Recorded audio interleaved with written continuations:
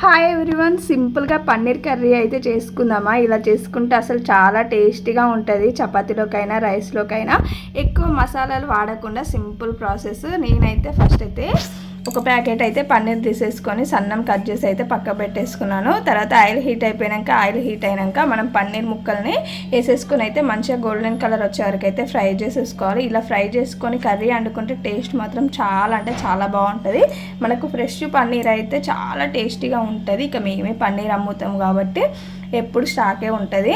ఇక తర్వాత పన్నీర్ ముక్కలను అయితే పక్క పెట్టేసుకొని తర్వాత ఇందులోకి కొంచెం గరం మసాలాలు, యాలకులు, లవంగాలు, చెక్క ఇవన్నీ వేసుకొని తర్వాత మనం టమాటో ఉల్లిగడ్డ కట్ చేసుకొని అయితే మంచిగా ఫ్రై చేసేసుకోండి.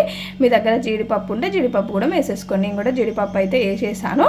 తర్వాత ఇదంతా మంచిగా ఫ్రై అయిపోయాక దీంట్లో సరిపడా ఉప్పు, కారము, పసుపు, కొంచెం ధనియాల పొడి, అల్లం వెల్లుల్లి పేస్ట్, గరం మసాలా ఇవన్నీ వేసుకొని అయితే మిక్సీ పట్టేసుకోండి.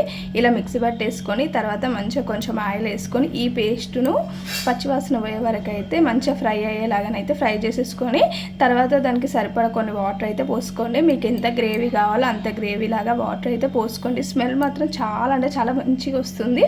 గ్రేవీ కొంచెం పచ్చివాసన పోయి మసిలినాక తర్వాత మనం ఫ్రై చేసి పెట్టేసుకున్న పన్నీర్ ముక్కలు వేసుకొని ఒక 2 minutes అయితే ఉడికించుకుంటే మంచిగా గ్రేవీ లాగా దగ్గరకు వచ్చేస్తుంది.